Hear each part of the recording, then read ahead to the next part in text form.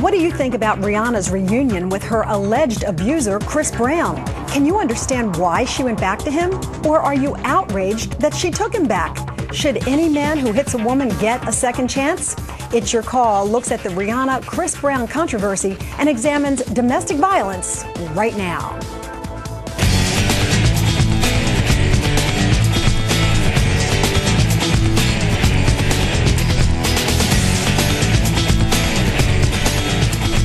Every year in America, over 5 million women are abused by their partners, but sadly, that doesn't make headlines.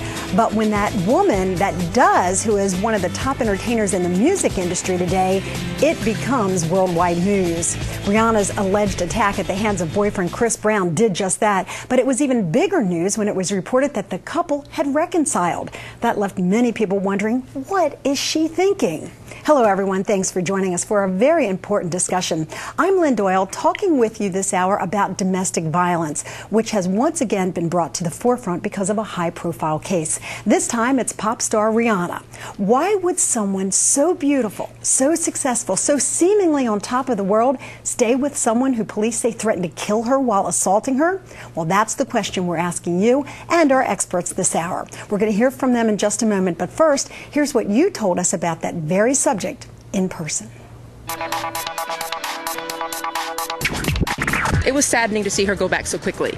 You know, I mean, I think it's definitely not impossible to reunite these kinds of situations, but I think they would have been better off to put some thought into it. No matter what the situation is, no matter what people say to you, you're still going to want to do what you want to do. So, I mean, it seemed like she cared about him, she loved him, so I don't know. It's one of those things, I guess she figured she was safe with him and she went back, and it's a judgment call there. I think she made a bad decision myself. Young love, you know, you live and you learn. I think it's one of them things that you have to go through. It's like they're young, 19, 20 years old, I think, in that range. Is like they have to, live and learn, I think. Live and learn indeed. We've heard from them. Now it's your call. What do you think about Rihanna's decision to stay with Chris Brown? Do you understand why women return to abusers? And if a man hits once, is it a certainty that he'll hit again? I want to know what you think about this, so I invite you to email your thoughts and your opinions to me. A couple of different ways you can do it. You can log on to csnphilly.com and then put in It's Your Call or IYC under the search key. That'll take you to my webpage where you can leave me a comment. Or you can take our web poll. This hour, we're asking, if a man hits once, will he hit again? Or is it possible that he can change? If you want to email me directly, here's how you do that. TCN_IYC@cable.comcast.com. And of course, we are on Facebook, MySpace, and YouTube as well. We're going to get some opinions from our panel, and believe me, they are strong opinions on this subject. Let's start first with Beth Sturman. She is the executive director of Laurel House, which is a residential home for teenage runaways and youth in crisis. She's here with some insight into why women so often stay with batterers for so long. Wendy Demchick is a former district attorney who is now project director for Montgomery County, Pennsylvania Child Advocacy Project. She'll explain the Rihanna case from a prosecution perspective.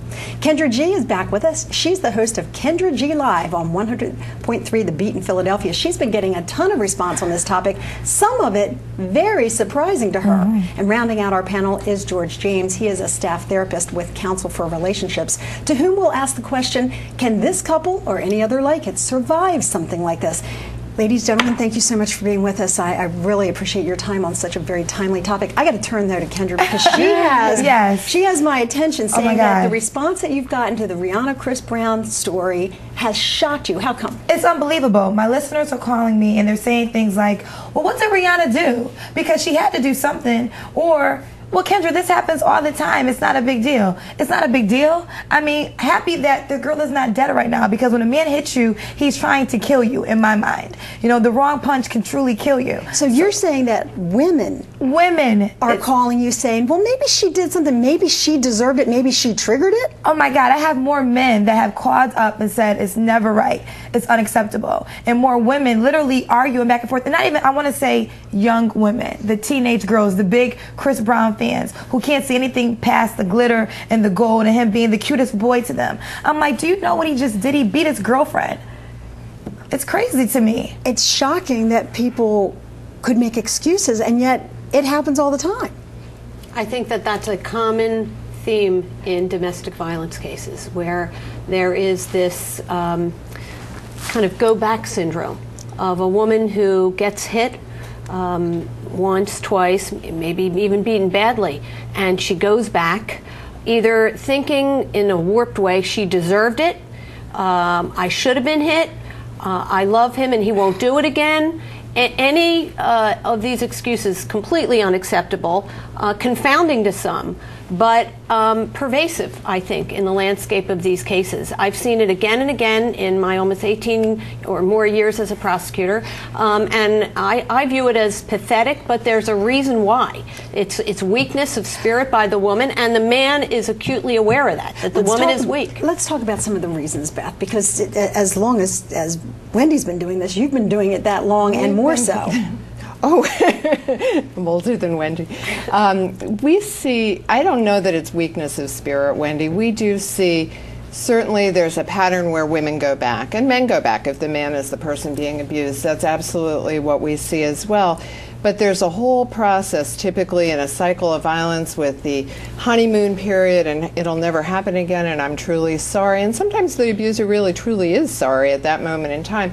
And even if they're not, the other person understandably wants to believe that. Maybe they have kids together. They have a whole life together that goes beyond just that violence, if it's an extended relationship. And we see that, you know, they want to believe that it's going to be different. And maybe for a while it is different. And then there's something and it gets bad again. It gets dangerous again. It's unpredictable sometimes when it gets dangerous. And I can't even begin. It's always dangerous, though. I think when he hits you, it's always dangerous. You know, and even to the point, like, for what I do, I have clients that will come in because of that situation where the violence happened at one point in their relationship and they're coming for another reason. And as we start to dig a little bit deeper, we find out that there was violence in the relationship. So the issue is there's so many different layers. Now, I'm going to be clear. I don't agree with violence and that there shouldn't be violence in any relationship, and it destroys the quality of the relationship. But some of the couples that I see vary from those who are constantly going through abuse versus where it might have been a one-time thing or something that they need to